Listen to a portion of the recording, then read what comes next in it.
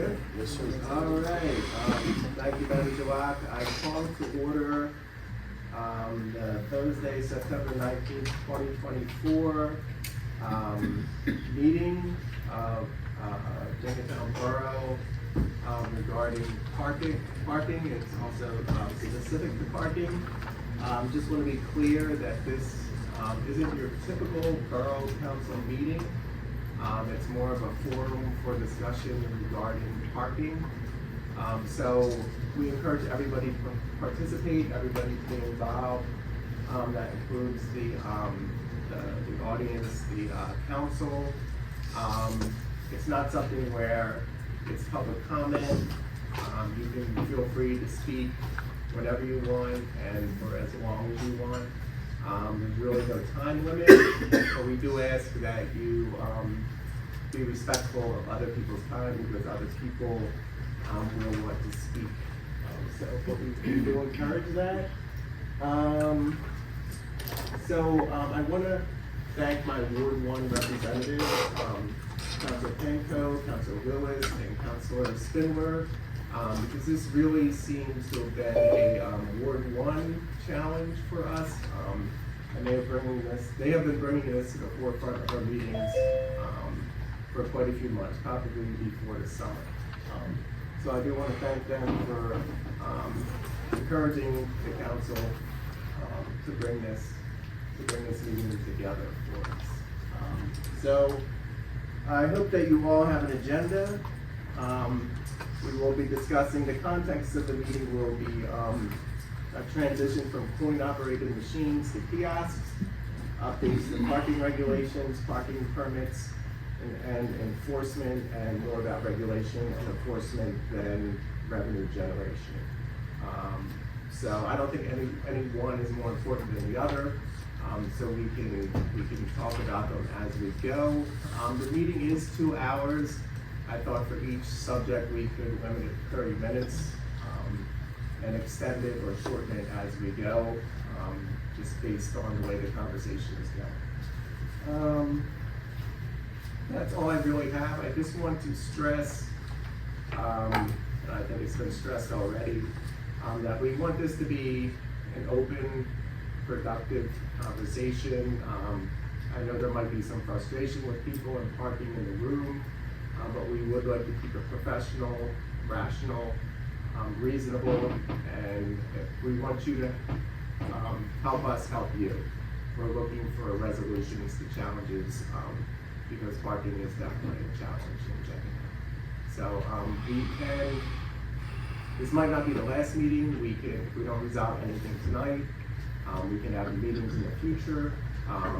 We might not have all the answers tonight, but hopefully as time goes on, we will have answers for all the challenges that we face. So, is there anybody that would like to kick it off, or? I just would like to add, you're going to call on people, right? Yeah, I can call on people. So what I'll do is I'll call on people. So I do ask that you raise your hand. It would be helpful if you just gave us your name and your address, just for the record, and just keep it orderly. And I just have one more thing to say, that we do have our traffic engineer here Yes. tonight from Pony, Mark Bickerton, and he's a wealth of information. Yes, thank you. So I guess we could start with the management of existing spaces, time limit, signage, the fee, the current, the proposed. I think that our ordinance, as it's written right now, is pretty dated, probably, and pretty ineffective. And it doesn't really have a lot of teeth, and I think it's open to more interpretation than it needs to be. So that is definitely something that we want to clean up and speak to. And of course, that is something that we'll work with our solicitor. In fact, we've already had conversations with our solicitor in reference to that. So I would like to open it up to anybody that has a comment, a public comment, or Pros and cons. I just yes. kind of give some background so everybody understands what's going on. Right now, our ordinance for parking enforcement is from 8 a.m. to 8 p.m. There are different zones throughout the borough that have different time limits. For instance, in the town center, it's more of a 3-hour parking limit. But then you have 800 block of West Avenue, there are 10-hour limits areas. So I think ultimately we're looking at, as part of this first discussion, is what are the residents looking for, what is council looking for with regards to time limits? Are we isolating them to specific areas within the borough, whether we want a 3-hour limit or do we want to extend it? Right now, Park Mobile can do whatever we want them to do with limits. Originally, there was no limit for Park Mobile, and we didn't realize that that wasn't imposed when we signed that contract, but we've now since done that in those areas where we have limits right now. We can always modify that. So when you talk about time limits, that's a definite issue. I also would bring to the attention that we have a few spots on West Avenue, and we are also proposing, as part of this new ordinance, Summit Avenue, to have a 20-minute parking limit spots for those quick in and out to wherever they're going. There's a few businesses, especially in the Summit Avenue area, that have those quick in and out type customer interactions with whatever business. I would suggest that right now you have the other 20-minute spots are listed as loading zones. I think that language is a difficult thing to enforce, and I also think it's restrictive. So maybe looking at making it 20-minute parking zones instead of having it listed as loading or unloading. It would probably help the businesses that are in those particular areas to help with those particular things. I mean, you could talk about some of the businesses on West Avenue, some of them on Needham Street. They have the ability to have a customer come in and only be there for 10 or 15 minutes, and they're moving in and out of the borough very quickly. We don't have to have all of the spots do that, but you could have those spots where there's that high probability that they're only in there for 10 minutes. You're having that high flow of traffic. Because that's ultimately what the parking ordinance is for, is to flow the traffic for the businesses so that someone's not taking up a spot all day long. So I think that's a discussion to have, and it would be great to have I've seen some of the business owners in the area are in the room, and they're probably online. Their impact on that would be beneficial to them, because I think that really benefits them. I know that we received one email regarding that from one of the business owners that could not be here tonight, and it's directly impacting our business. Having it not be a loading zone, instead being a 20-minute parking spot, benefits their customers. So that's a good way to start off the conversation with regards to time limits. I think that would work very well for us. So, like, when you say 20-minute parking, like, just you pull in for 20 minutes, like, it would be a free. For instance, you're going, it would be a free 20 like minutes. that, yeah. And it then opens up for our enforcement personnel to make sure that the flow is happening and we're not sitting there waiting for 3 hours for someone, or an hour, depending on how it plays out. So if I want to grab coffee at White Horse, That's the perfect example I was trying to illustrate. All right, okay. Trish, I did see your hand up, yeah. Oh, no worries, no worries. My name is Trish Bezel Miller. Most of you know me. I live in the borough. I also have had a business on West Avenue for 35 years. Yay for me. So I will speak directly to that, and my ward people know that I am really not happy about how things have been going, and I appreciate that I came before you earlier in the year. Changes have been made, enforcement has certainly been happening, but specifically this 20-minute spot is making me like lose my mind. So I know Deborah knows that I think these three. So having a front row seat to that, and I guess my frustration is like it was changed from a 2-hour spot with no input and probably 10 years ago. So at first I was like, what is this? But I'll tell you, from a couple years in, it was for the tile store that was next to me that is like 3 businesses ago. So it just was left as a 20-minute spot. And then it wasn't being enforced at all, and like neighbors were parking there for 24 hours. So now it's being enforced, but it's being enforced strictly as a loading zone, and it never was.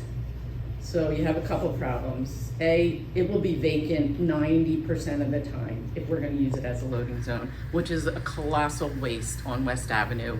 So not only does Jean from Whitehorse have customers that could come in and out, I have a great example. Today, in my store, a customer came in. She pulled into that, people don't read. So they see 20 minutes, it says 20 minutes really big in the street. She pulls in, she comes in. I'm in my office, but I can hear, and I have, I have no issue with my crossing guard people enforcing, or parking enforcement people. My beef is not with them, they're doing what they're told, but it was never enforced. Now we're enforcing it so strictly that the other parking person stuck their head in, again, I appreciate that, and said to my customer, do you happen to be in that 20-minute spot? And she said, yes, I am. Well, it's for loading only. Can you move it? I am like about to have a heart attack that someone's asking a customer to leave my store to move their car. Have any of you ever tried to park on West Avenue? And then if you were told once you were in the store that you had to move, and then she came back, which is like nothing short of a miracle. Like, would you do that? Would you leave the store, go find another parking space, and come back? It is hard enough for me to make a living without that kind of deterrent. So I'm confused as to why now we're enforcing that. And in this tiny town where it was 10 years of not being enforced that way, please don't make me wait until you go through however many months it's gonna take to change that. I have every faith that you are gonna change that. But in the meantime, every person that's parked there in the last 2-3 months has been told it's a loading zone. Either move your car. I've had customers get tickets because they weren't loading. Don't you think? Just so everybody's on the same page, that is the designation in the ordinance is 17226, and it's designation of loading zones.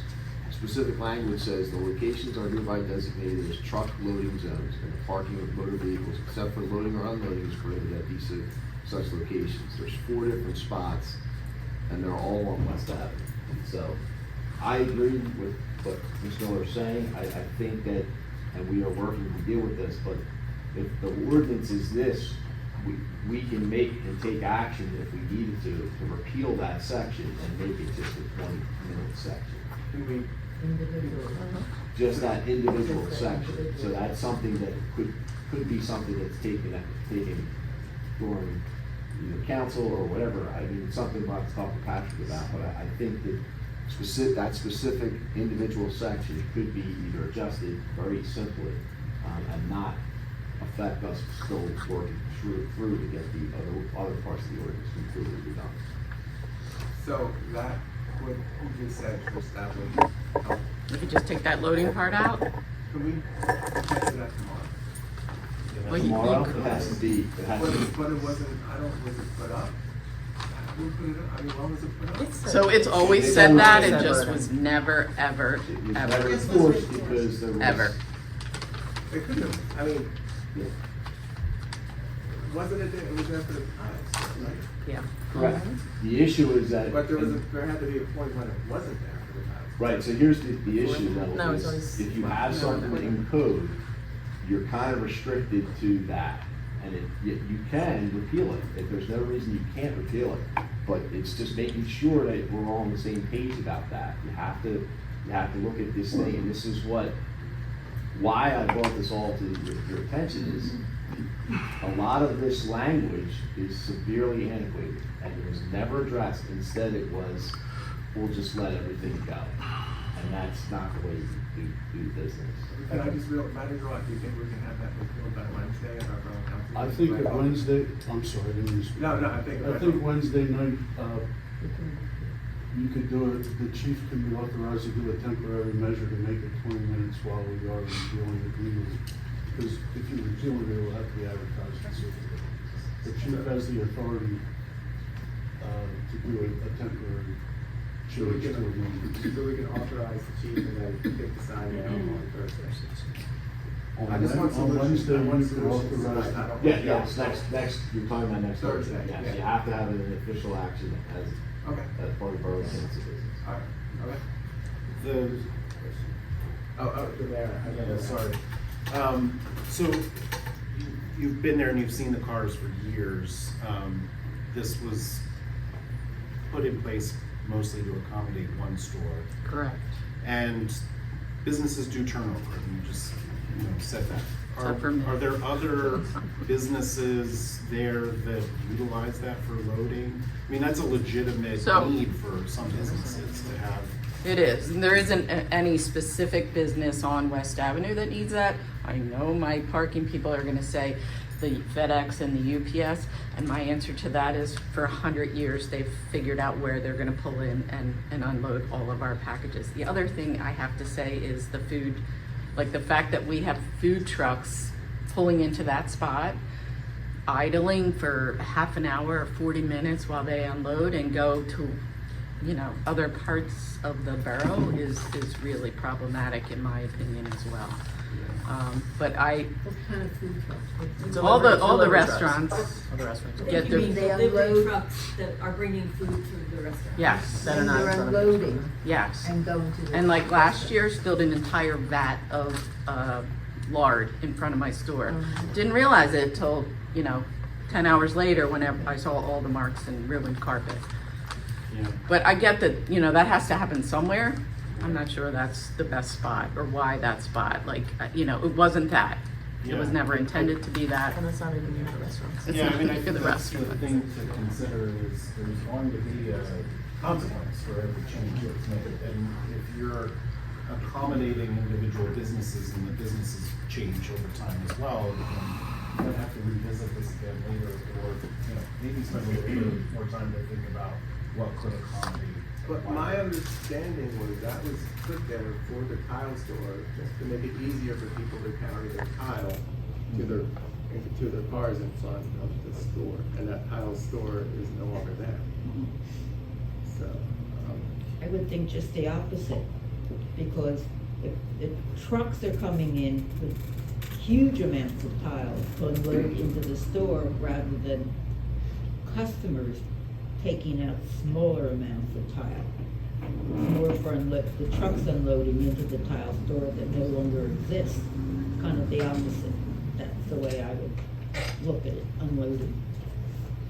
Not the customers loading into their. Mayor, Right. you had- Yeah, I think when you look at it, you wanna look at it as a bigger picture of just like, what is the store that it's servicing? Because it's servicing the borough and not anybody's particular store. So why we had at one time 4 loading zones, the only loading zone we have now is in front of Trish's store. So that's unfortunate, but we need a solution before we repeal of where will the delivery trucks go? Where will UPS go? Where will Amazon, all the trucks that we have spent months taking out of the middle of the street during the kids crossing, it's a safety issue. The trucks are parking in the middle of the streets because they have nowhere to park. The intersection of West and Needham is backed up regularly, and they just need a place, and they need more than one. So before you repeal, and I'm not saying you shouldn't, there are other ways to look at it, like Trish could have a 20-minute on the corner where West and Needham meet, that her customers could park at. That It's not would just be- for my customers, sorry, Well, Kath. anybody's It's not. customers, I'm sorry, anybody's customers. Really, and And really like, no truly. offense. No, I know you anybody's didn't, but I customers. don't want everyone thinking. You know, anybody's customers on West Avenue could have 20 minutes, maybe add more than one, you know. A lot of it's going to residential parking, which is why we lost so much of the business parking. So now it's in a big ball of wax. So we just gotta look at it in all different ways. Thank you for that. Yeah. Gordon, just quickly, thank you for that, because to follow up on what the mayor said, it's important that we really think of the ramifications, because, the changes we make need to be overall beneficial. Also, just to ask the chief, if we were to have a 20-minute, sort of like temporary parking zone, how would you want that enforced? Well, I think the biggest issue is that the geography of West Avenue, when I say geography, you have bump outs, you created these bump outs for reasons, right? But what it does is it limits the ability for businesses to receive their merchandise. So you have to look at, figuring out solutions for that while also having the flow for the customers to purchase the merchandise. So it's a twofold action to figure out solutions for that. You have a couple spots on West Avenue that you could designate as, if they're open for loading, you could make them for trucks to park, take up 2 spots, whatever they did. But the problem is that you have such a flow into the businesses, that's not reality. If anything, I would look at the municipal lot as maybe what you tell all the businesses, that they cannot receive their merchandise on West Avenue. They have to direct their delivery truck if it's during business hours, meaning if it's during the 9 to 5 time period, they cannot deliver during those times. They have to deliver, or they have to park in the municipal lot, back up, and they can use the thoroughfare to get to West Avenue. They have that breezeway there. That would be the access point that they could park their truck in the municipal lot and empty and go deliver their product. It's a big issue, and I agree that a lot of times it's temporary. It's only 15 minutes, but if it's happening during school time, it's not 15 minutes. It's unsafe for 15 minutes, and I think that's the most important part to that, because people don't.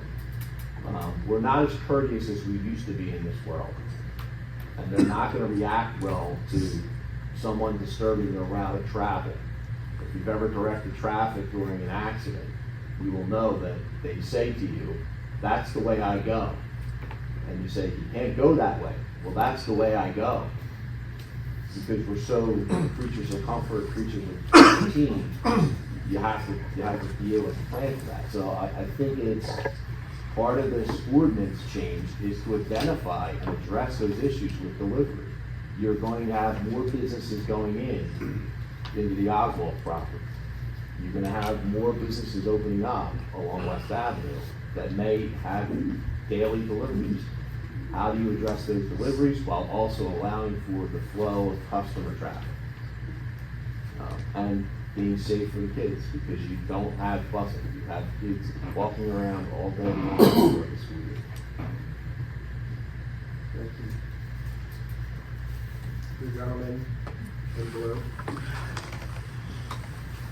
Randy Garbin, I'm at 99 Runnymede, and I am grateful for this opportunity to actually be constructive here.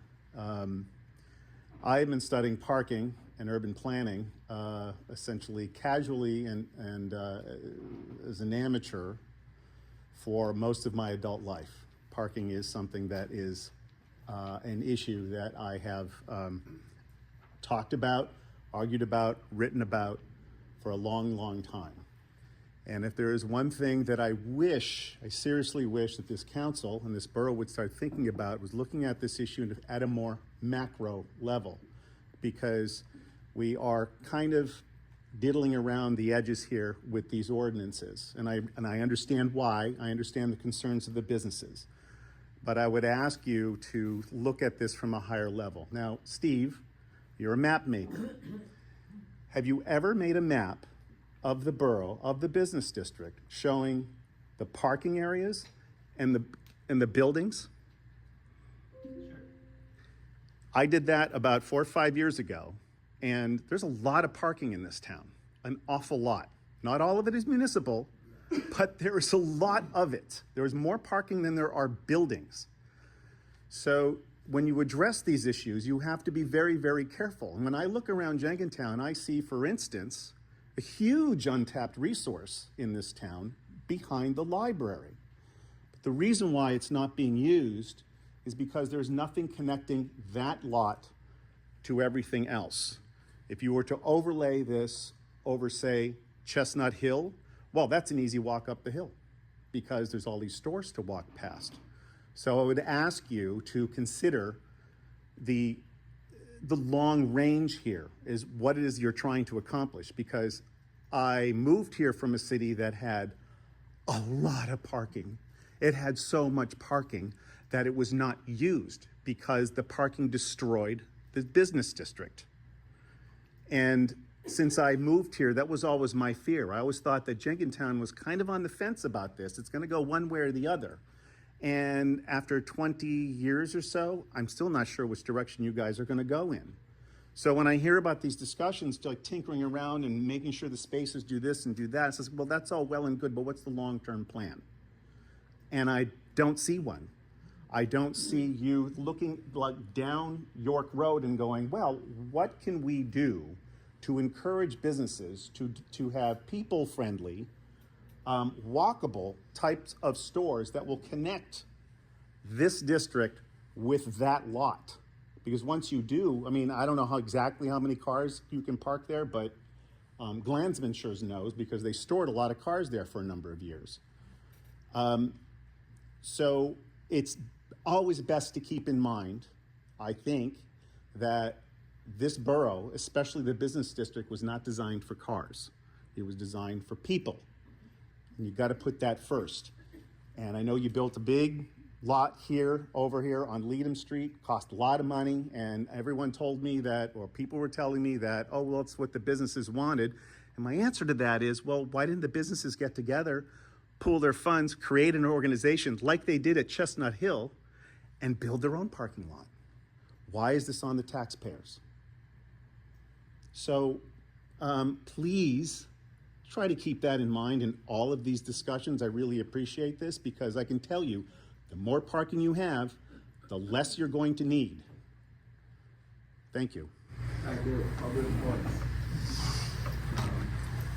So you got something more? All right, of course I do.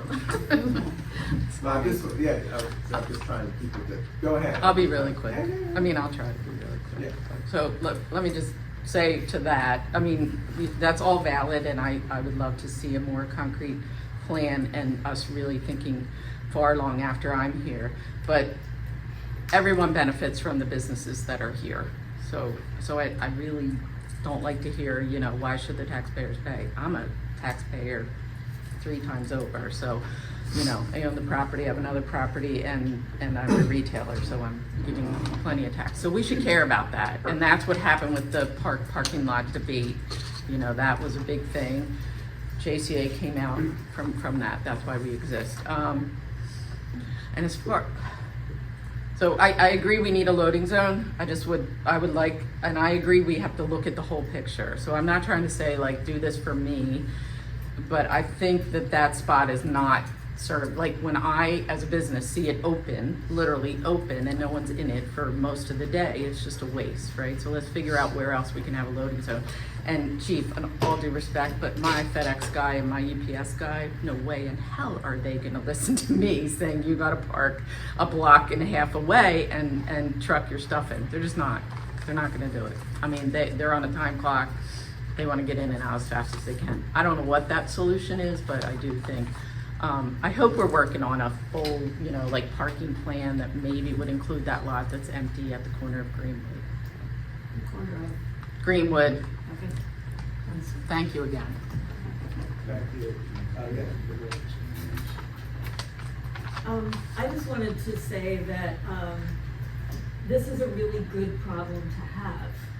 And it's really different from when I first moved to the borough, when we didn't have places to park and we didn't have businesses thriving in the stores.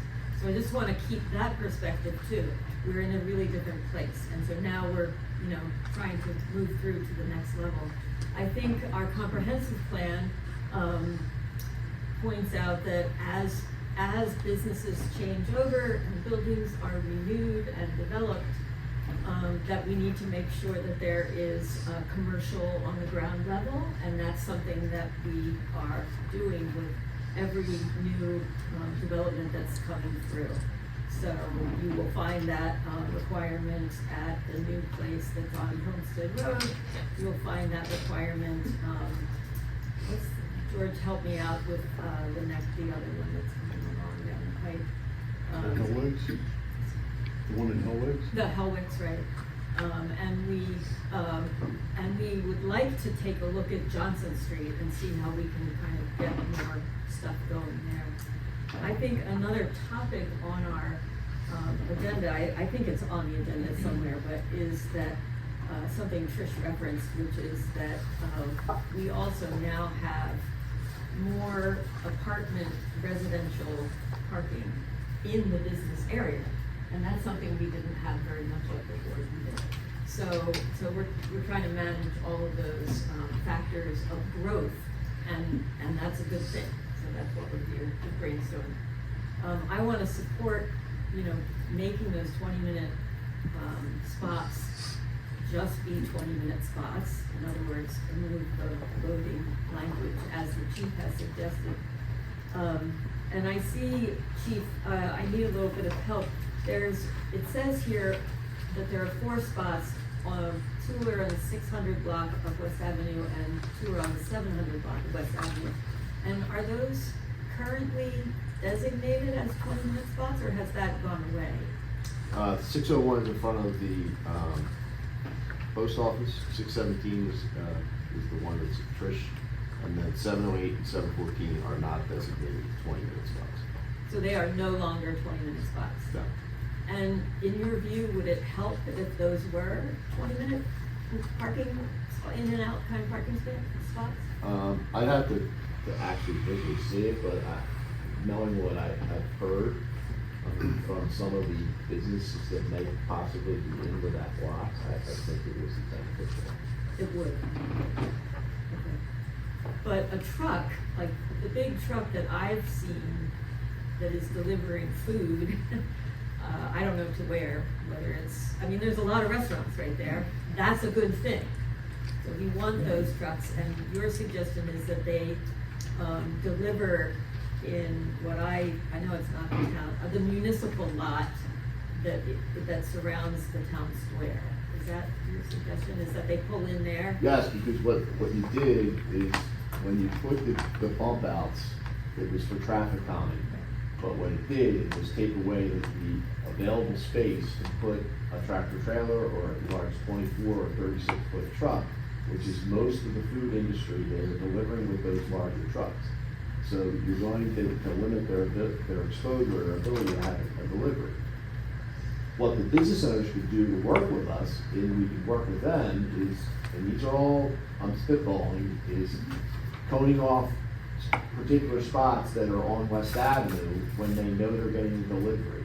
They can't wait till the last minute to do that. You have to pre-plan for that stuff. You can't willy-nilly think that it's gonna be, and Tricia's right. Most of the FedEx guys and the UPS guys, they know how to drive a truck, but they're not driving a 36-foot truck. They're driving, a truck that's very easily manipulated.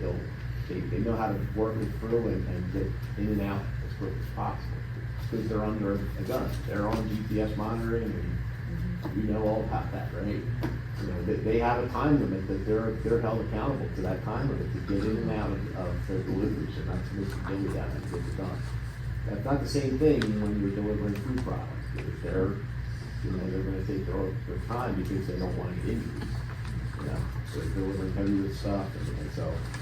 That's the dynamic that needs to kind of be developed, and it can be an ordinance, or it could be a working relationship with the business owners so that they pre-plan for when they're getting deliveries. It happens all over the world. I can tell you in the city of Philadelphia, there's plenty of places that they have cones. They buy their own cones and they mark off spots because they know they're getting delivery. Their truck pulls up, they move the cones out of the way, they're in and out, and however long they need to be, and you move on. This is all part of the working relationship. Instead of just saying, Well, I didn't know when they were coming. No, they know when they're coming. They just may not exactly know the exact time. You know, well, that's diligent, being a good customer or being a good neighbor with the community to make sure that you're not impacting other businesses. Because one business, their customers may actually come to their food store after they've been in the other business. So that's working together to deal with that. So I just want to make sure I'm hearing, so yes, I appreciate your idea of having the cones blocking off spaces. But I also thought I heard you say, like, if they pulled in from Greenwood Avenue and then exited to Needham, they could pause there in the middle of that, I don't know what they call it, traffic lane in the parking lot and unload. Is that? Are you talking about in the municipal lot? Yes.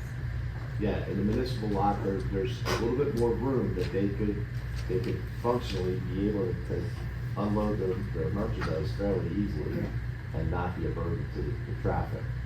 Unfortunately, West Avenue is highly trafficked, That's very tight. and parking a truck in the middle of the road does not benefit anyone. There's also there's sort of 3 spots right outside of the White Horse on the side of Immaculate, and I wonder if those spots could be designated for unloading with those big tractor trailers. I'd have to measure it exactly to tell you whether it's possible. I don't know the exact measurement, unless Mark has it up. 67 feet. So it's not great. Right. I mean, it depends on the size of the tractor trailer. Some of them are 8 foot, so. Okay, I'm going to, I mean, it seems to me, so Heidi Braunschweig, 413 Leda. It seems to me that having them pull into the municipal lot would be more beneficial for the restaurants too, since it's closer to where they're delivering. I was thinking along those same lines, actually, going into the, I mean, I guess my concern is, and the concern is, you don't want to affect the businesses. But it just seems like the delivery people, it's kind of on them. I mean, they're doing what they're doing because they're trying to do it as quickly as they possibly can. And I don't think there's anything that can keep them from going into the municipal parking lot and using a push cart or a truck to wheel the goods into the Yeah, and we do have several businesses that receive, large items that are coming in the tractor trailer. And those people, I think, tell their people to park on Greenwood Avenue, just past, but right alongside the kickboxing place, which is a great spot. There's not many cars are parked there. It's a great spot for unloading and loading. But when they're on West Avenue, that's a pretty good hike to have to deal with the traffic in the parking lot. And so, having the ability to utilize some of the closer spots to the back to the stores that are along there might be beneficial. So it's trying to strategically plan it. I appreciate what Mr. Garvin said is that it's not, you can't look to any one particular issue. You have to look globally and more a big picture of it and know that one thing's going to impact another. So you can't just say, no, we're going to do it this way, that's it. You have to be a little bit flexible and work through it. So even like a spot like that, if I'm agreeing with you right there, what if it's, the deliveries are generally, food deliveries generally in one. What if it's loading zone at a certain time, like if it will help, they're doing the same thing they are.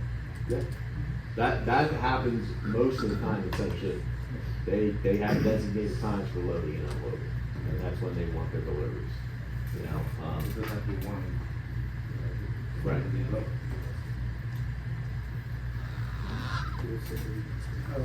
Yes. I just have a quick comment. I spoke with quite a few of the drivers that were leading food deliveries at many different places in the borough. And when I asked them about parking in the municipal lot, they told me that when they would do that they would get yelled at by people trying to park. And they stopped doing that because people were yelling at them. So now, in particular, that I was speaking with, is parking right at the end of the entrance to the municipal lot on Main Street and blocking it right before the intersection. So I've had lots of nice conversations with all the truck drivers about asking them, where do you think a good spot would be? None of them want to walk anywhere, in any size truck that we're talking about. So if you want to have delivery at a certain time, I think that's a great idea, just like our trash trucks and things like that. At least maybe it couldn't be during when the children are crossing, or that's something to consider. I don't have a solution about why none of them have hand trucks anymore, or why they don't want to walk. I guess it's, it's a lot of work. So like Trish said, with Amazon, and they're all on times and schedules, and so it's a real big thought process that you can delay a little bit and try to do what you can where you can,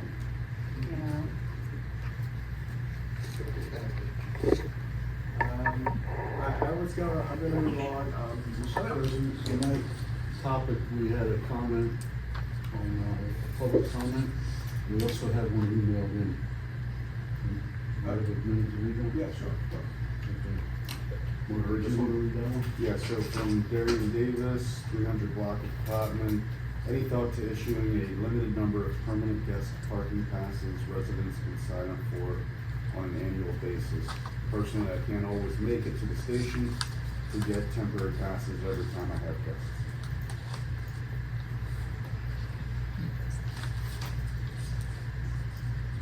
That question. I guess that can segue us right into parking permits. Yeah, I had one other. This one is on enforcement. My comment is regarding parking near the corner. I believe there is PD regulations with regards to parking within a certain number of feet of the corner or stop sign. There are no parking from here to corner signs on many Jenkintown streets, along with curbs painted yellow. With curb replacement work done over the years, some changes to street parking, I believe some signs are missing. My question is whether a no parking sign or a yellow painted curb must be present in order for enforcement action to be taken.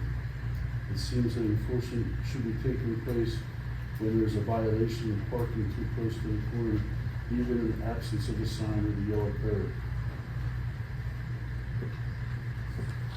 So to answer that question, there is no requirement for yellow paint. There's no requirement for signage. It is on the driver's test on how close you can park to an intersection. And it's based on traffic control signals and or the intersection itself. So it's 15 feet from an intersection, it's 30 feet from a traffic control signal. And it's 30 feet from, or 15 feet from a fire hydrant. So that they're the state regulations. There's not a requirement to have signs. It's out of courtesy. A lot of times people don't know judging distances, so you paint the curbs to give it as a privilege as a kind of like reminder. And it serves very well because a lot of people cannot judge distances. Is that something we can do? Is that to me, yellow paint should be very sensible? I would tell you that we are, as much as people believe that my parking enforcement officers are going out there and citing everybody and without any consideration to trying to fix things, they have been excellent in providing feedback to us in the police department and public works to identify all of the locations where that yellow painting may have faded or needs to be redone. Unfortunately, we've had some citizens who decided to paint their own curbs, actually in violation of the law because they're not painting them the right way. So we're struggling, but we're catching up. And I would say that Jim and his guys are doing a great job. They have a list and they're working on that list. But you know, they're limited to they're trying to catch on all those other things, but they are definitely taking care of it. Runnymede and Rodman, that corner used to be painted yellow. It's not anymore. Just letting you know. I'm sorry if this don't mean to make it sound whatever. Is a stop sign considered a traffic control, what's it called, a traffic, Control signal? yes, Yes. does that include a stop sign? Yes. Okay. The yield sign also. The only other comment was from Ms. Berlin from White Horse Coffee. I think you had mentioned that she supports a 20-minute quick parking sign at 617 West, where it now says 20-minute parking, loading and unloading only, changing that to just a 20-minute parking. And I know we spoke about it earlier, but she actually sent me the comments. Thank you. Yes, ma'am. Yeah, I know you want to move on, but I just, one of the comments that I just heard a few minutes ago is kind of resonating with me. The handful of parking studies I've been involved with, the vast majority of them have identified that there is not a shortage of parking, but there is a shortage of parking exactly where people want to get out of the car and walk into a business. Just wanted to put that out there. Confirm that, I actually walked around, there is a lot of parking. Now, a lot of it is privately owned. There's some businesses that have parking, but the business isn't there, but there's a lot. And other lots are fairly big, it's just that when you look at West Avenue, there are some municipal lots, but mostly small businesses along a street that also has residences. Yeah, I suggest to people who park at the library parking lot as well, and they're gonna be stopped at. Can do it. That'd be crazy. I think it's having a sight line too. If you go to Walmart, you're walking football fields to get, soap and socks or whatever.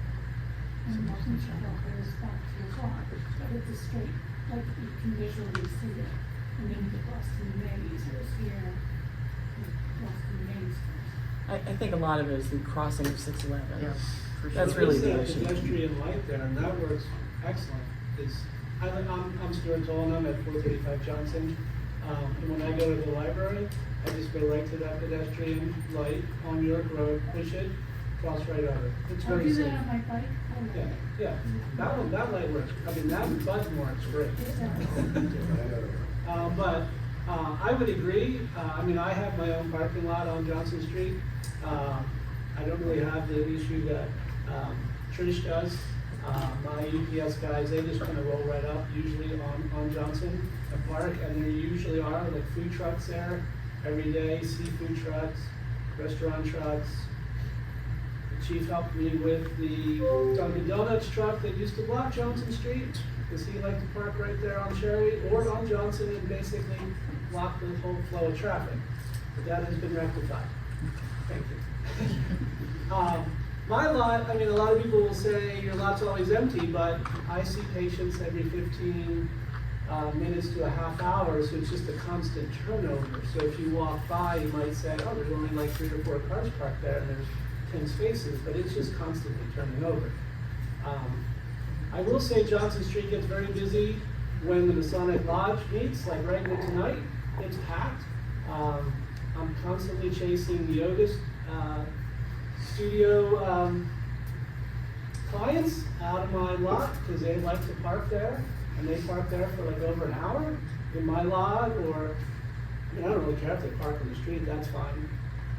I think one of the biggest issues that I've come up with coming to a lot of these meetings over the last 34 years is the fact that we allow businesses to include the street parking in their parking requirements to have the business. And everybody is taking the same like 3 spots. Like, oh, well, I can include those 3 spots because they're in front of my business.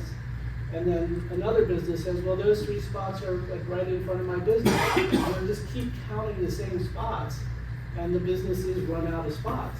And then now we're issuing all these permits for residents, and they're taking up the same spots that are calculated into the formula for the businesses. I've been to many of these meetings over many years. I'm still in favor of a multi-level parking garage somewhere. I know it probably won't happen, but I know it's parking has been a long time issue And it seems with, now issuing permanent parking, especially in the downtown, business district, to residents, it's making it harder for the businesses, to function. I love your idea, Alex, of, making loading zones at a certain time, but then it turns over to a 20-minute parking space. I think that's excellent. We don't need to reinvent the wheel, we just follow like what Philadelphia's doing. Can I just also bring to your attention a suggestion, because we are looking to encourage more businesses, and it seems like there's a lot of food-based eateries that are popping up, consideration by the council to looking at stopping enforcement or stopping paying for parking at 6 o'clock instead of at 8 o'clock. To open up that opportunity, we would enforce from 8 a.m. until 6 p.m.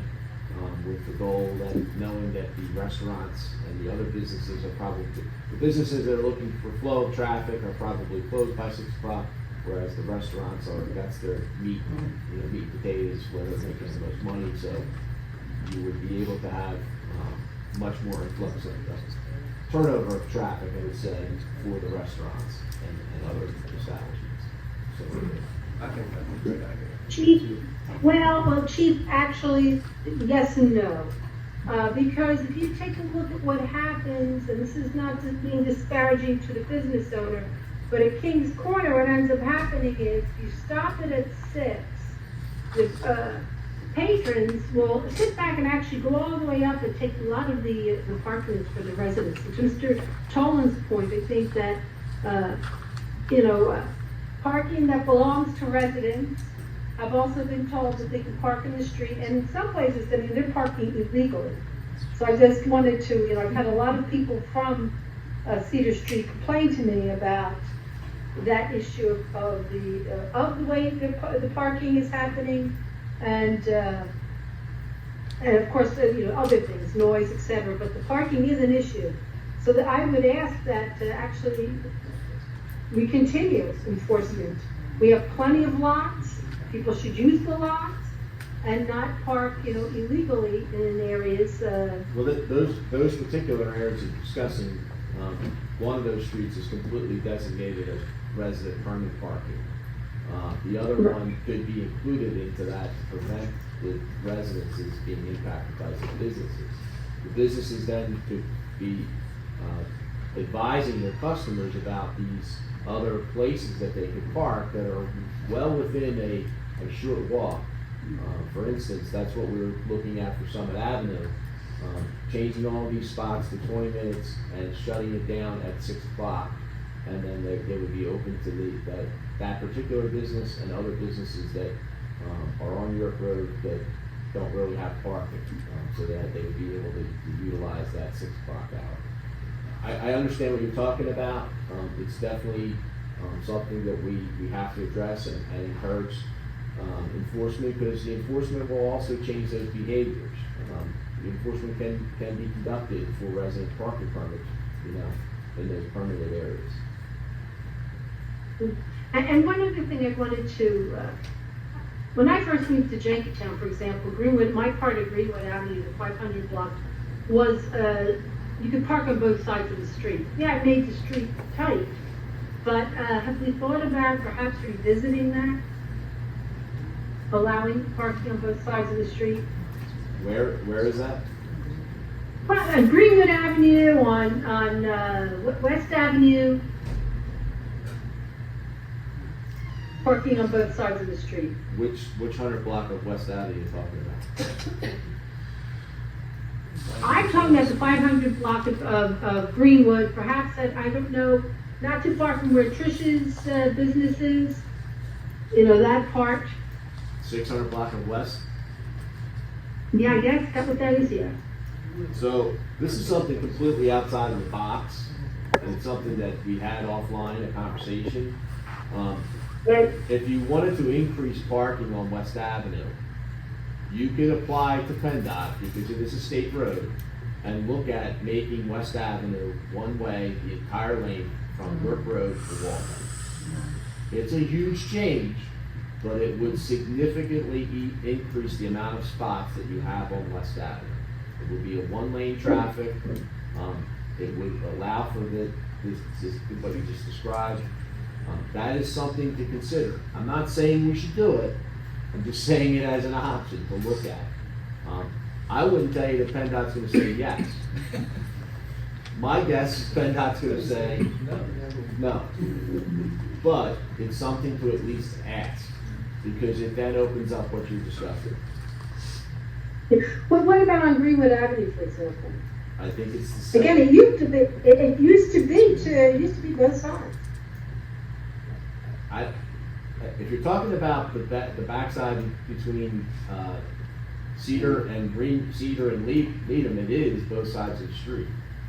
No, I'm talking about from Walnut to Cedar. Cedar. You know, 500 block, yeah? I don't know. When I first moved there, it used to be. I think that may have been related to the fire department and the ability to access the space. That would be just my spitballing. We'd have to measure the road surface to make sure that there's plenty of room. Because unfortunately what happens is people take advantage and then they park as close to the corner as possible and then the truck can't make the turn.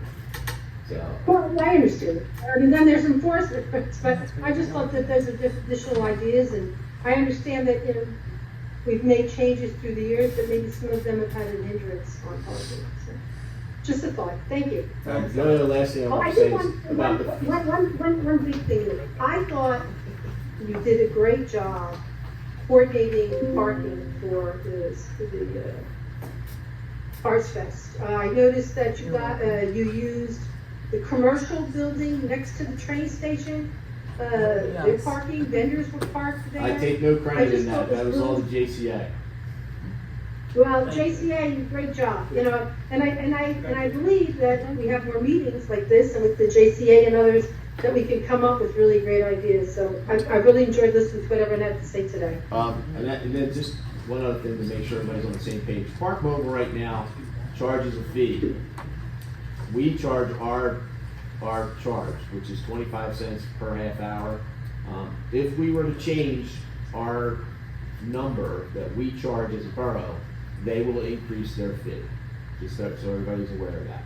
Right now, we're locked in for what they have. They will probably have a rate increase at some point, and they will notify the borough. But right now, their cost is 50 cents on top of our charge. Okay? That is not the borough paying for that. We're not paying that. They're charging the customer for that 50 cents. So let me segue. I'm going to jump around, and I'm going to go right into method payment. Sort of kiosks, meters, the electronic payment, and the current versus the proposed. So we've been notified by Republic Bank that they are doing away with their coin counter. And I think that whole coin counting system is going away. Most of them know. It's gone.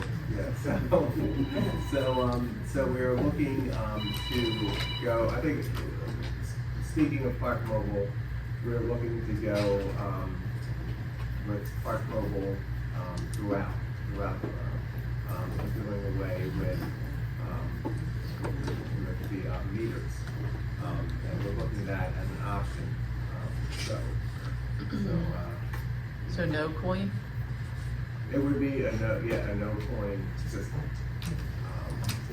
I'm certain you've thought of this, and, you know, I don't mean, but I'm certain you've thought of this, but I just have to say it, like my 90-year-old dad with his flip phone, and my 80-year-old customer, and my son, you know, like, so what do we think about that? And I'm not saying that I have any idea what the, you know, I'm just like. They actually had the, Park Mobile Yes. Yes. I mean, is he gonna call in? I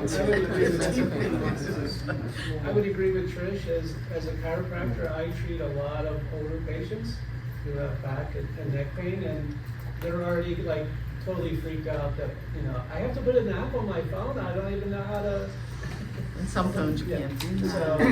So, but Kathy just said I wanted to have a little like Q&A with Kathy would show my patients how to use it, but we can set something up. I do it all day long. But I know they're already, although I always say, just park in my lot, you don't even have to worry about it. Well, I don't wanna walk the extra steps. Yes, we have not had this conversation without that Yeah. conversation. So, and I think, Gordon. I have no problem with parking.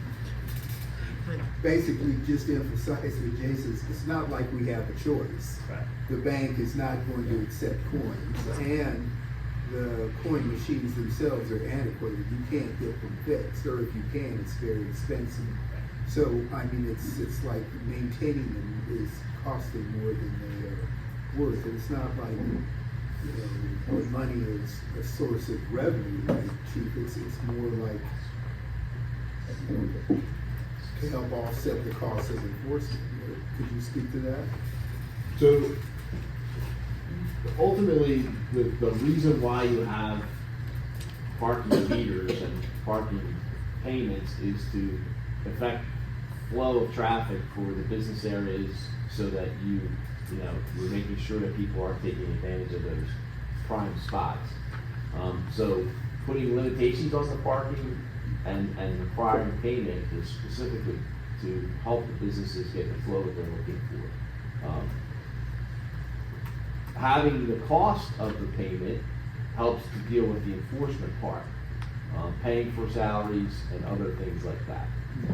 The goal is not to generate it as a revenue source, because if you do that, you're starting a slippery slope that is not good for any municipality. And it is seriously a big issue. Just to address also, so the public knows, to empty the meters, we have 125 meters within the borough and the 3 kiosks. It is about a 3.5-hour operation. 2 people dedicated to going out and emptying all those meters and emptying the kiosks. Then, it's encompassing all that. Well, that process has to be 2 people. It can't be 1 person, because I will tell you story upon story where people have stolen from municipalities because there's not a checks and balances system with regards to cashing and collecting coin or U.S. currency. So the reason why this issue is now becoming more in the forefront is because it helps to protect against that. It helps to protect against that possibility that you may become victim of crime because of not looking to automate.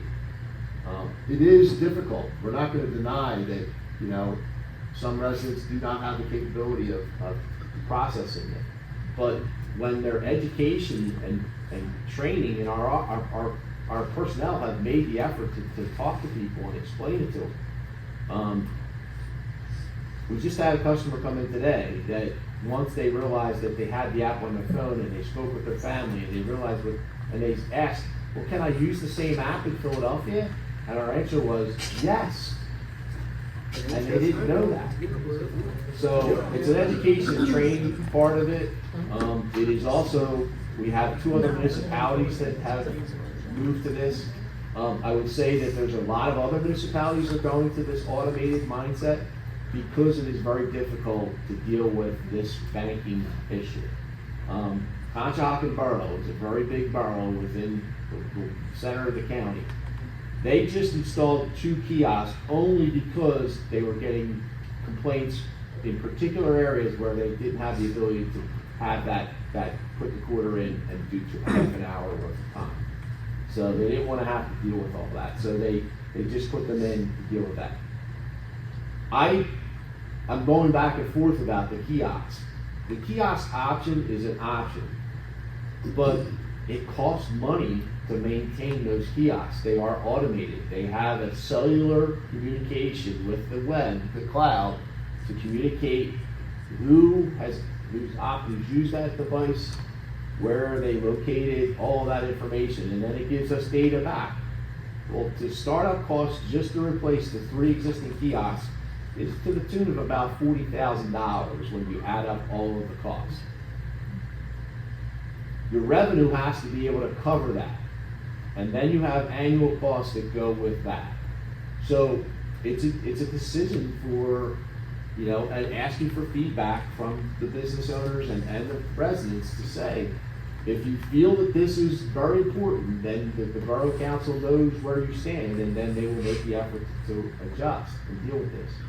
But I would tell you that may increase how much it costs to park within the borough.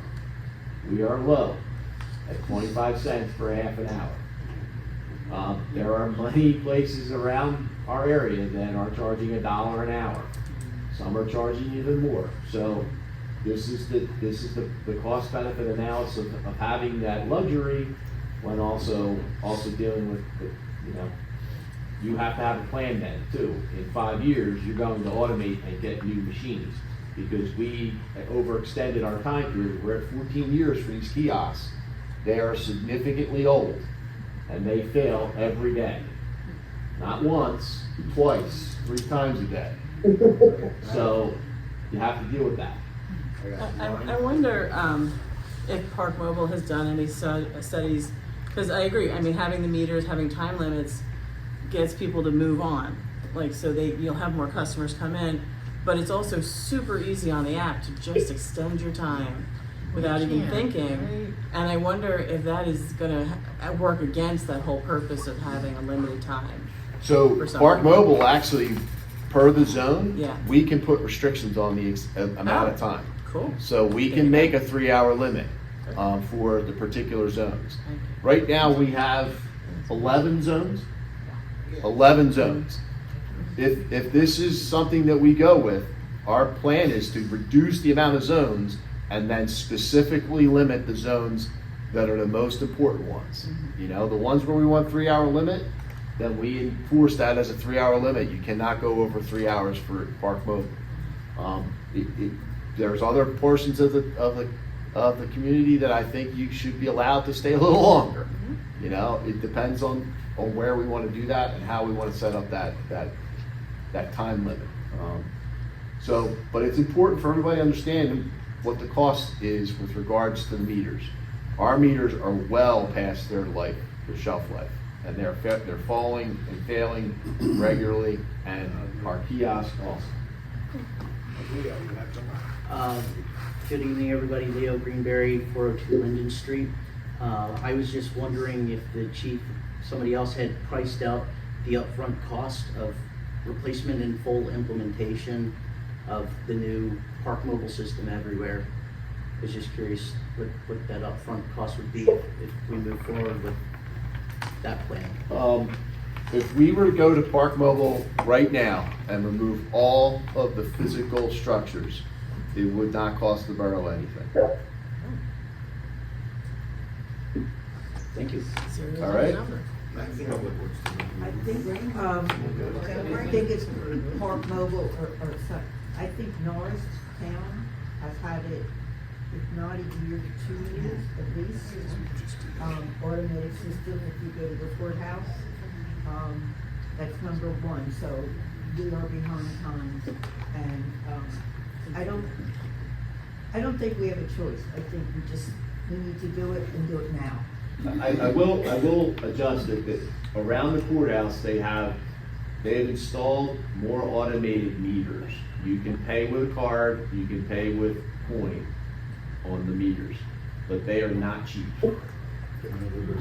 They're extremely expensive, and you're now dealing with all the costs. They also have a 5-story parking garage. They have several parking garages. They're always full. Yes. Always full. But my point is that I just think this is one of these decisions that we can't put off till the next meeting till the next or such. I just think it's something that has to be done now. Move ahead. That's my opinion. Is it just to replace the metered spots, or would it be through all of Jenkintown? So I'm at 110 Greenwood, or 130, sorry. And we're right near the very loud generator. We have septic parking there all day, and it's a mess. And then come 6 o'clock, it's a ghost town. but during the day, you can't find, you know, if I have to shuffle a car, or if I have, you know, someone coming over, there's no parking. I've had to have people park, you know, on any other street except by my house. So I'm okay. I mean, I guess if we're gonna charge people, maybe they'll go and park in the SEPTA lot instead, but it can be brutal down there. We've discussed. We're gonna make people pay their. Yeah. Like Yeah. on West Avenue, down near the Yeah. train station, we have 10-hour meters. That's So that ridiculous. people can park there for using the train. And we discussed doing it on Summit and Greenwood. And That specific location has been a target that I see every day when I empty the meters. And I will tell you, I don't think that's fair, and I agree with you. And we're gonna look at, it extends to the end of that commercial building, their Yeah. property line would be where we would install new signage to say that it is no longer acceptable to park. The parking lot that is owned by the building, the commercial building, that place is a ghost town as well. Can't we make a deal to use their double decker? I mean, at the most, I've seen 12 cars there, So, especially since COVID. I can't answer that. That's something the private, Okay. private company would have to answer whether they'd be willing to do that. I didn't know if we were even willing to broach it. Yeah, We're willing to do anything, you know. It's probably about 101 Green, 5-story building. It's a good, I mean, I taught my kids how to ride their bike there, so there's never any cars. We used it for our stuff. I thought you were talking about the one that's right near Greenwood. too. Yeah, one Yeah, at the bottom of Greenwood, right across from Verizon. Freeman Schumann. Yeah, it's 101 Greenwood. They're the ones that have they've got the tractor. I'm gonna agree with what George is saying. I'm gonna tell you, nobody's gonna let them do it because their insurance would say no. Okay. I'm gonna say, because I'm good with the legal part of things, insurance companies don't like to Sure. allow, you know, so. I would actually say that, yeah, we can ask, I mean, Even but, just till he's sick. yeah. But SEPTA, they're now charging for parking, and I guess people just don't wanna pay $2 for a day. That just makes no sense. Yeah. And it fills up really fast, it's not a lot. Is there a way with Park Mobile to distinguish there between residents and people who are there parking for the train? That's what, it is used for resident parking as well. And Well, that is not listed as a resident permit area.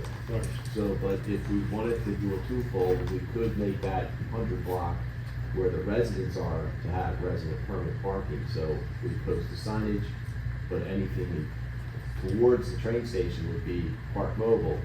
Anything behind that signage going towards the school would be resident permit. Right.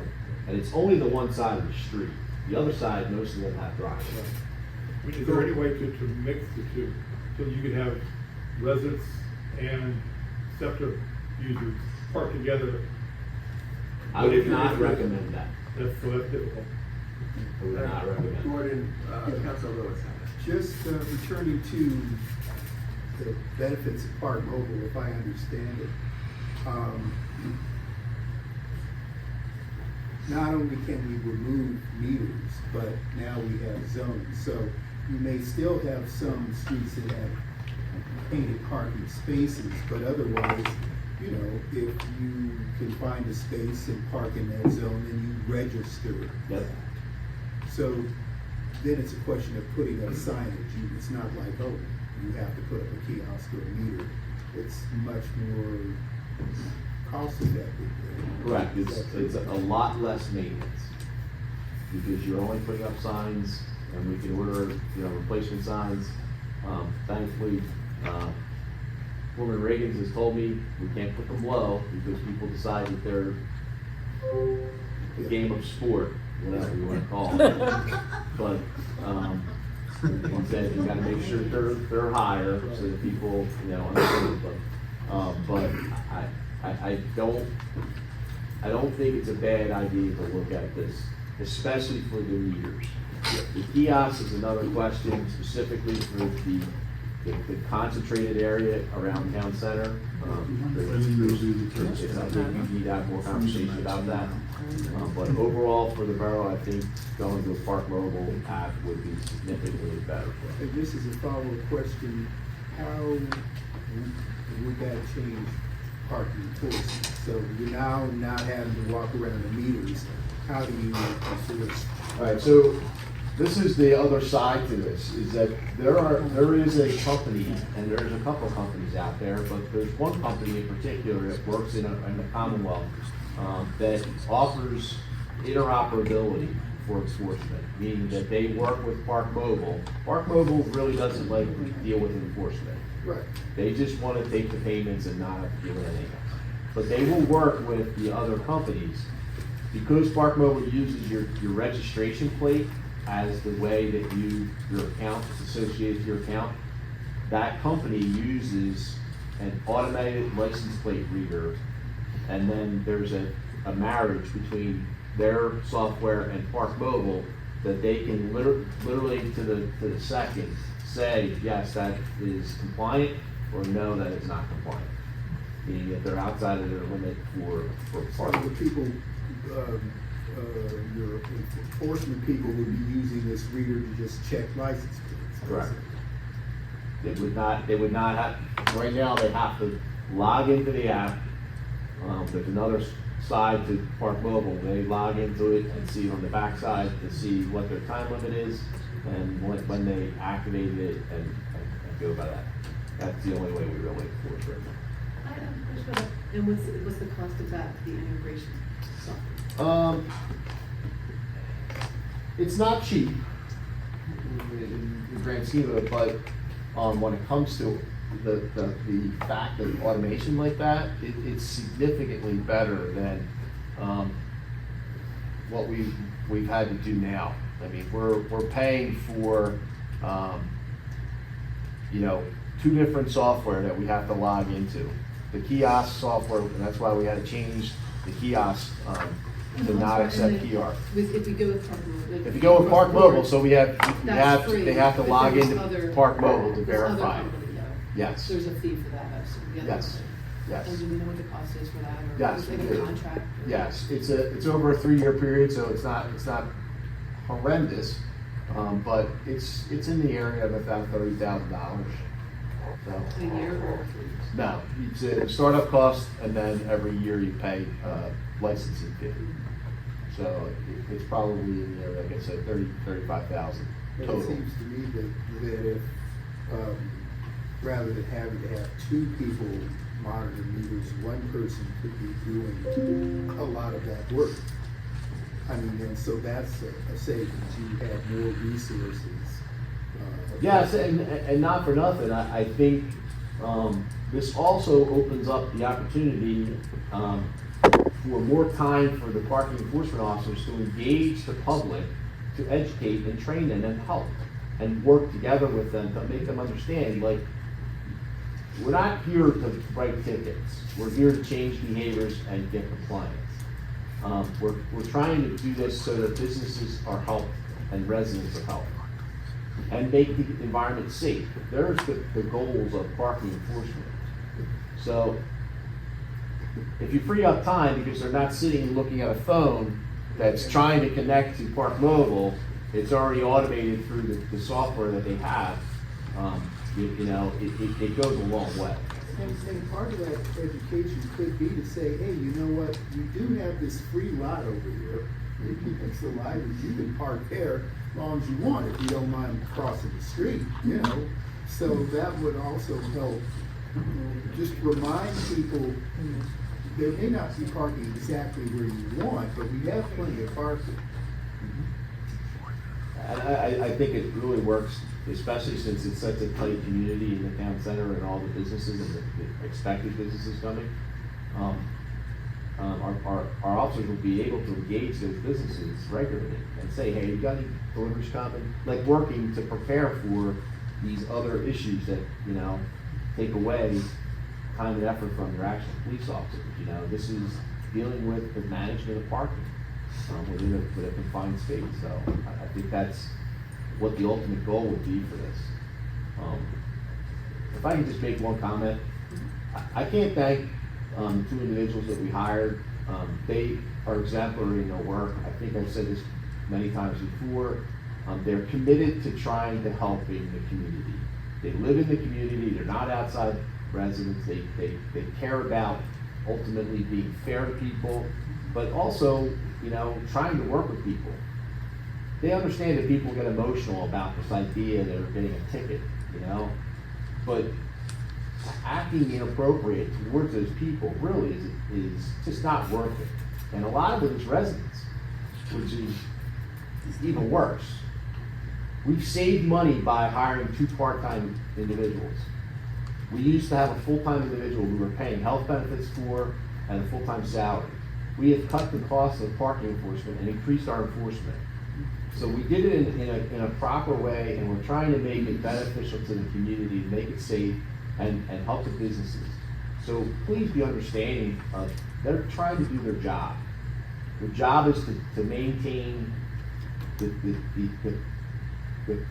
flow of traffic and making it safe for everyone. Well, I can echo that because, I think all of us here are residents. I myself live on Leadham. I got a ticket, a notice that although I have resident permit parking, I'm not supposed to park in a certain area. But when I came in, they were, very helpful to explain, okay, this is just a warning for you. As long as you park in these areas, you're okay. So, and, I don't think I got special treatment, but I would hope that most residents, if that's the response they get, would, you say, okay, all right, we can adjust. I appreciate that. I gotta take a 2 hours park in front of Borough Hall. Let the meter run over. President Connors, if we could spend the rest of this time to discuss parking permits. Yes, please. I think this is a hot topic. I think that it was not well managed when it was created. I don't want to even know and care about when it was created, but it has caused more of a firestorm than I could ever imagine. Sure. The resident parking permit issue is currently, the way the ordinance, or way we process this, is that there are particular areas where resident parking permit is allowed. The streets are listed, and there are some streets that are technically listed, but they're not even in the ordinance. So you have the 400 block of Beadham, the 400 block of Cedar, the 100 block of Summit, the 300 and 400 block of Cotton, the 500 and 600 block of Willow. These are the following ones that are not on the ordinance: the 300 block of Cedar and the 500 block of Greenwood. 300 Cotton. I did that. 300 Cotton. Yeah, I wrote it in. Are those? They are the ones that are considered permanent parking. The issue is, I believe that there was a consideration to deal with, what about when the businesses are open and the residents can move their cars so that businesses have access to flow, especially in those crucial areas. I would say Leadham and Cedar. Cedar, not as much as Leadham. Leadham is in the heart of it. And it's an issue to discuss here today because I get it. There are some people who don't, move their cars during the day. But there's a portion of that section that really impacts West Avenue traffic. If we looked at that as an option to reestablish a zone where you cannot park in these zones, it would be whether it's from 10 a.m. to 6 p.m. It's something to consider for the flow of traffic that we just talked about, all these issues on West Avenue. It would give a little bit more flexibility with the impact of customers being able to park and go to the businesses that are along 600 block of West or the 700 block of West. Johnson Street, we're good because it has meters. But we started allowing a little bit of flexibility because Leadham is so concentrated. There are people who have permit parking from Leadham. And prior to my tenure here, they were allowing them to park in the 400 block, 500 block of Johnson and on Hillside. but it was never put into the ordinance. That's not listed as a permanent parking area. We went through a whole bunch of heartache, and we came to a conclusion to just allow it for now until we can adjust it with the ordinance. I'm from the opinion of there's gotta be something to resolve this. Whether it's limiting the amount of parking permits, whether it's changing up the hours that people can use the parking permit, and it's particularly in those three streets, Johnson, Leadham, and Cedar. I don't know what the resolution is, and I would hope that we could figure out a solution, because it is creating a tremendous amount of heartache. So, I throw it to the floor. One of the city ideas, to piggyback on Alex, that I heard today from a resident was, and I know we don't have a street sweeper, but street sweeping necessitates moving your car. And that helps to clean up some of the cars that are just sitting, and may not even be running vehicles, but they have a permit on them, so they just take up space. The question was, could we even borrow a street sweeper from a neighbor's street sweeper? Don't we clean every Monday, isn't it? We clean the streets every Monday. So we have to make people move. We don't make people move. Yeah. Yes, we should, because that's where the We dirt don't make is. people move, and it's a good discussion to have. I would also say to you that whenever people can cheat, they can cheat, and they will take advantage whenever they want to. They can buy one parking permit and move it between 3 different vehicles. We try to limit that as best we can. Well, the Solution license- could be make it sticker and not a hanger. The vehicle code says you're not allowed to hang anything from your mirror. We are technically incorporating, violating the vehicle code. So, I don't know what the solution is. I tried to accommodate the residents by allowing for temporary permits for when they had visitors, but now we're dealing with the struggle of, I'll have somebody who comes every week to visit my house, to take care of my kids, for an example. Should we be giving them a permit or not? Should we? I looked at it as, hey, you have somebody coming in from out of town, they're gonna be here for a couple days, making them walk however long to get to your house. You would allow them to stay for 72 hours, we would give a temporary permit. Well, that's now expanded to months. And I don't wanna be taken advantage of, but I also wanna try and work with the residents to get to a solution with this. Because there is nothing working right now. Is that a good description? My resident experts. I was just gonna say, I appreciate that the businesses on West are affected by parking on Leadham, but a lot of people on Leadham work out of their homes too. So limiting them to when they can park in front of their homes or even near their homes, and that's where they work, is not right either. Because we do pay taxes. All valid arguments. Yeah, Leo, you have something? I'm just reserve a lot of my comments for this section of the debate. And I can elaborate more, but I'd like to request consideration for the 400 block of Linden Street to be added to permit parking. It is a very small dead-end road, and a number of the residents, myself included, have on-street parking. They don't have driveways, and a few, I guess a year ago now, a variance was issued to our neighbor on the corner of West and Linden, and he got himself a nice, big, beautiful driveway that took away 2 spots from everybody else, and he just bought 2 more vehicles and parked them there. And that's his right. You know, the variance was issued, and he built himself a nice driveway. But it took away what was already a very limited number of spots and made it even fewer. And you have the parking, you have the apartment complex, or the apartment buildings up behind Linden Street, all those there. And it's fine now because the landlord is in between tenants, But I know the second that he finds another tenant or two, they're gonna have vehicles because, it's a struggle.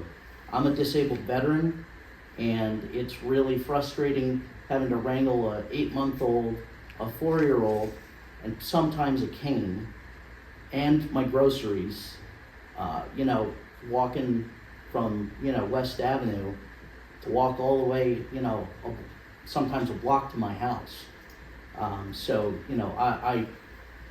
I'm for finding solutions to ideas. I'm just here to report for a very small group of people in this town that it has become a new level of frustrating. I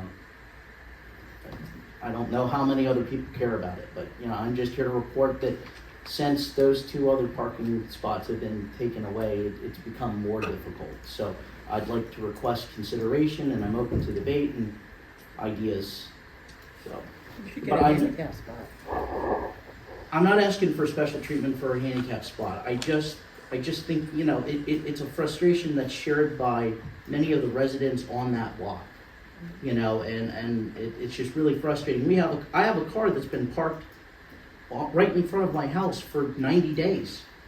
I don't know where they are. I mean, they're a resident of the borough, but, we can't do anything because they have proper inspection stickers. I really agree with whoever suggested the street sweeping thing, because, that car wouldn't move. I don't even know where that person is, but I'm just saying it's a limited number of parking spots, and it can be aggravating at times, so. Is the car abandoned? It cannot be, according to the borough ordinance, it can't be considered abandoned until the inspection stickers are expired, and that's April of next year, so.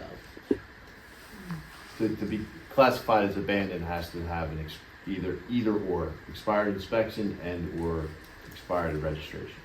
You guys are good at getting rid of them. But I mean, There's it one doesn't have thing. registration. Don't. The other consideration, I believe I brought this up before the council meeting, is regards to Johnson Street. Knowing that 459, 471 Old York Road is going to be incorporating into our view, and this brings to light what Mr. Garvin had said, we have to start addressing the issue on that street. Is it going to be resident parking permit for that street? We collect the meters, we don't get many payments there. So there's not much park mobile usage there too, right? I would say. The 500 block of Johnson. The other one to consider is also the 700 block of Hillside and the 700 block of Cherry. Now that 700 block of Cherry is in play, right now they don't pay anything to go into the Dunkin' Donuts or go to whatever. So you may need to incorporate that into the ordinance to have some kind of restrictions, because you're going to have retail establishment on the first floor of that business or that location. So we have to address that now before the building is built.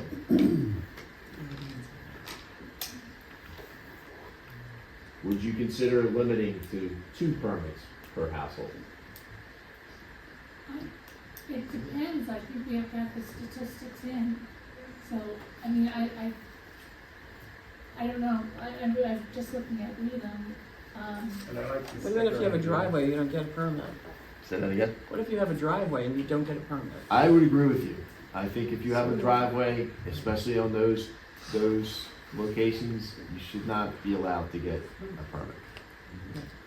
We had also talked about graduating the cost per car. Yes, and that's the other consideration. In the city of Philadelphia, for any resident parking permit, your first one is, I believe, $40 for the year.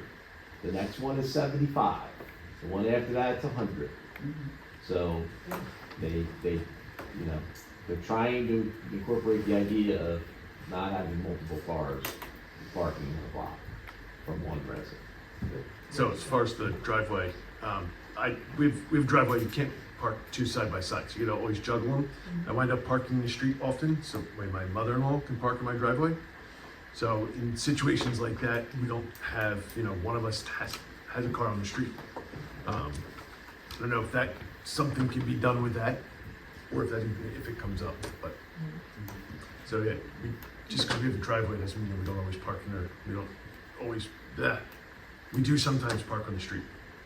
Yeah, I have a driveway sometimes. There are good reasons why I do that. But just, yeah, I mean, it's. Well, Everything, I mean- it may be that And I'll pay instead for of, it. If I instead have of to us, pay for it, instead of that's us fine. allowing for that resident who has a driveway to have 3 permits, they Oh, only get yeah, no. 1. Yeah. Right.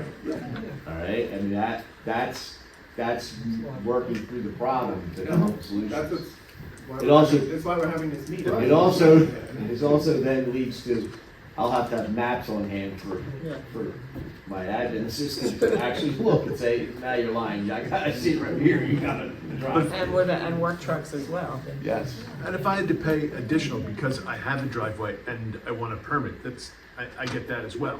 I mean, someone who doesn't have a driveway at all shouldn't have to pay the same amount as me, they should pay less. I had brought this up before, the chief just heard this story, but on the Greenwood Avenue block, right at the 101 West Avenue, right near the train station. Yeah. The owner of one of the houses wanted to come in to get a permit. This is an old story, and I'm going to tell it again because a lot of people haven't heard. She wanted a permit. She had a big driveway because she had a nanny that came, and she wanted to make sure that there was a place for her nanny to park. Well, she had a huge driveway. Well, she didn't want to, she parked there, her husband parked there, and, she didn't want to have to worry about making sure her nanny had a place to park. Now, what do you do in a situation like that? Have sympathy? No, not your Well, problem, that's, sorry. you know, understand these crazy You can afford a stories. nanny and 2 cars, but I'm sorry. Yeah, matters a lot. I just wanted to add one thing on the permits, when you get into the residential streets, I'll never pronounce your last That's name. okay, you just say Heidi. Heidi? Yeah. Is that okay? She brought up, you can't tell a taxpayer they can't park in front of their house during the day, especially if they're working from home like a lot of people do. But one thing I saw done here in the borough was they didn't say they couldn't park there, but there was permit parking on Willow. There's signage, and they put it in, and then they talked with the residents, and they talked with the business owners in 207, and it's permit parking only for residents from 5 p.m. until 8 That's what a.m. Leadham is too. Is that what it is? That's what Leadham, it's just So- poorly written signs, horrible. So, That's the well, problem. these are signed right out here, and it seems to be effective. So the businesses could park there while they're working. Then when the people came home from work, they could use their reserved parking to pull into the spot. It's not in the ordinance, and it was never officially done, but I did see that done on that street there and see what that, just something to be considered. Yeah, 3 permits per household on, the streets that are closer in the business district is difficult. Like, maybe we could think along the lines of a primary and a secondary vehicle parking further down, or just opening up to that discussion of having it as a because when there's 10 houses, 20 spaces, and the business district, and you're giving 3 parking permits per household, that's why we don't have a lot of parking on Western in those business district areas. So just think about that as a possibility. The library looks. I would also add that there is someone, Yeah, the library. as I said, there are always people who are looking at how they get over on the system. Out of the Well, neighborhood. you can look at, like you said, the map, so this whole street, and there's like 5 twins, well, perhaps there's parking for them, rather than people with the driveway, Yeah. right? But you'll have to look at that. I would look at adding language into the ordinance regarding resident parking permit, that your vehicle must be registered in the Commonwealth of Pennsylvania. And we'll go with the step. And go with a sticker. I mean, I can't register my vehicle in Virginia anymore, or Colorado. Well, so, some of the other issues, I mean, like, well, next to us is, it's a row home, but it's 2 apartments. So there are 2 people living separately in that. So it would, like, if you were gonna do just for the address, like having one primary parking and then one secondary parking, that's not fair to those people. But to say this for public streets, Yeah. they're not private streets. Exactly. You rent an apartment where there's very little parking, or you bought a house where there's no parking. Yes. You had to have some idea what you were getting into before. Yes. That's not necessarily true, because when I moved into my house, there were no meters on Hillside Avenue. Right. And it was several years after I moved in that the meters just suddenly appeared without a warning. And Hillside, Needham and Hillside. Yeah, like between Needham Street and Overford. Yeah, and Leadham used to be a metered street for the business district. Yes. It's not anymore. I So think- that's happened all few years with different areas. I think that's the original point that Councilwoman Panko was trying to make, that the borough has grown, it has changed, it has shifted since this was last looked at. Even on my street of Linden, like, you know, there's a brand new driveway there, that there's 2 less spots. So, you know, things are changing, and we just need to figure out the solutions. So I'm curious, do houses with driveways, are they granted permits? There is no restriction. Okay, so if you have a driveway, you get a permit and you can park on the street. You don't have to pay for it. Not only do you get 1 permit, you can get 3. Could you change the ordinance to say if you have a Yes. driveway, you don't get a permit? Yeah, we were talking. That's what we're saying. I was Sorry. Yeah. So, my feeble mind is getting a little bit confused, and I think that we should, I would like to take these streets one at a time as we talk about them, although I know there's a ripple effect. But I think, so we're talking about the situation on Leadham and Cedar and a little bit Hillside, do I have that right? No, you're talking about the 3, I would call them triumvirate. It's Johnson, Leadham, Cedar. And I'm looking at MapQuest, we could put it up there, I could share my screen or something. And is it not true that there are some houses on Leadham that have driveways? Yes. And some of those driveways Large ones. go onto Johnson Street. Correct. Right. Yeah. So those residents actually have parking. And permits. And permits if they And want. permits. Yeah, so I agree that we need to limit that. The other question, and it's raised, is the utilization of a permit to park in other locations where permit parking is allowed. Yes, and I don't understand, you explained that to us twice, and I still don't quite get it. We try a 3rd time. Well, it was never allowed until someone said, just park there, you'll be fine. And then when we started enforcing it, we created the firestorm, because there were people that were parking on another street that was not resident permit parking, or was resident permit parking, but they said, I have a permit, and they didn't live on that street, but they were utilizing their permit from the other street, and it said, you'll be fine. So you're suggesting that if you get a permit, you live on Leadham Street, you have a permit to park on Leadham Street? That's what the ordinance That's what it is says. now. That's what the permit says.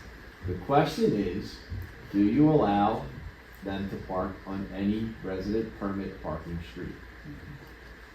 But that defeats the purpose of someone getting The problem is you have limited spots already. But you don't have enough It gives them more parking spaces flexibility. on Leadham for everyone. It gives flexibility. Correct. And when you're ordering stickers, you cannot write on a sticker whether they are from what street or another street. Right now, the hanger, we can do that. So it's a difficult thing. different colored stickers. Yeah, no. But then it puts the pressure back on how many permits you're gonna have. Correct. This is why I started my whole conversation. This is not an easy solution. So we need to figure out a game plan. You have the 3 main streets that are your issues. Johnson, Leadham, and Cedar. I would also now incorporate Willow as part of that, and Greenwood. Those locations are prime for this issue. And now I'm gonna throw a little gasoline on the fire. You have West Avenue where you are going to have 10 new apartments in a structure that there is no permit parking, and I guarantee the people who live in those permits or park in those apartments are going to have cars. Where are they gonna park? Which Which talking building? about the Bank. Oswald's. So there already are. Corner property has 10 apartments. There's always been apartments there. Is that increased? Are they increasing the number of apartments? No. They're not increasing the number. So there've always been apartments. We're refurbishing them and they're probably I gonna know. fill up. It's That's- gonna be higher end, It's just there are gonna be empty. people that have cars, and, Yeah. You can you park know, on you Johnson. gotta deal with No, this they're issue. not parking on Well, but, I mean, there's And not for nothing, I mean. Forgive we me. also have People that other live on Johnson, residents who right? live above these, 3 people live on Johnson. they live above the businesses 400 on block. West Avenue. So Forgive can me, they but this is a permit classic it situation Close to what? of, They are taxpayers just like everybody else. Well, yeah, but if I'm looking for a place to live and I own a car, one of the first questions I'm gonna ask is there a place for me to park my car? Yeah. And if they say no, I'm moving on. Yeah.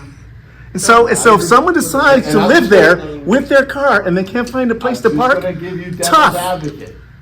Well, Yeah. I mean, Unlike- Not unlike- everybody thinks the same way that you think. with you, Randy, but Yeah. a lot of people don't think that way. Well, I mean, we own our property and we have an apartment above, and that is part of, we put that right in there. We have no off-street parking. You'd have to rent a spot. And the landlords are not all in conducive mindset with that. They're We have not. about 7 minutes. So, Spot permit parking in the library. I think we're close to being done, and I would suggest that we have another meeting specifically for permit parking. Nothing else. Everything else, I think we've gotten to a point where we know we're going, but this permit parking I think- issue is not good. Yeah, I know, I think we can make it better. It's not gonna be, obviously, it's never gonna be perfect. Yeah. you're never gonna Could I solve just the make a problem. suggestion for formatting for that meeting?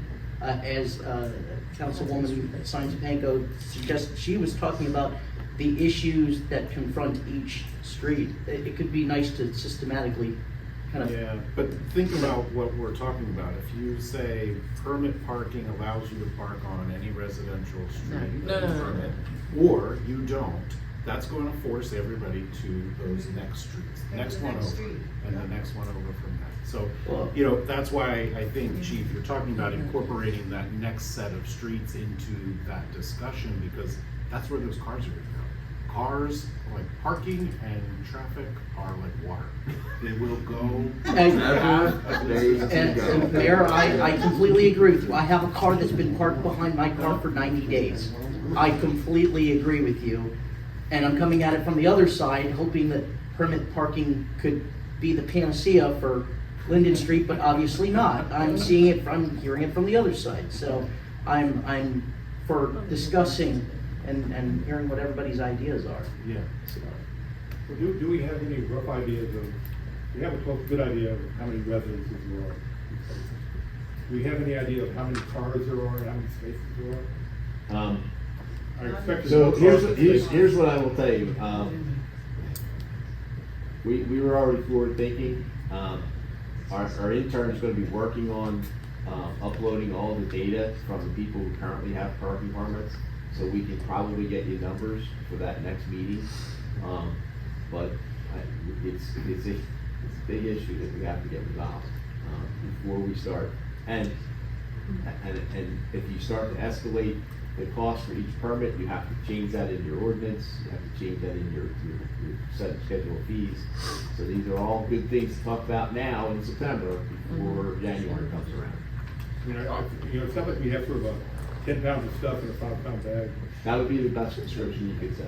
Can I make a recommendation? We also maybe give training to how to park better? Good luck. Maybe close, like if you, maybe leave your house, you see there's like a whole spot between your car, move it up a little bit. Be a nice person. As a guy who's enforced traffic laws for many, many years, you'll never fix No, that. I know. Well, no, landlines would be a mess. I have friends who won't come to my house because they have parallel park, so they just don't come.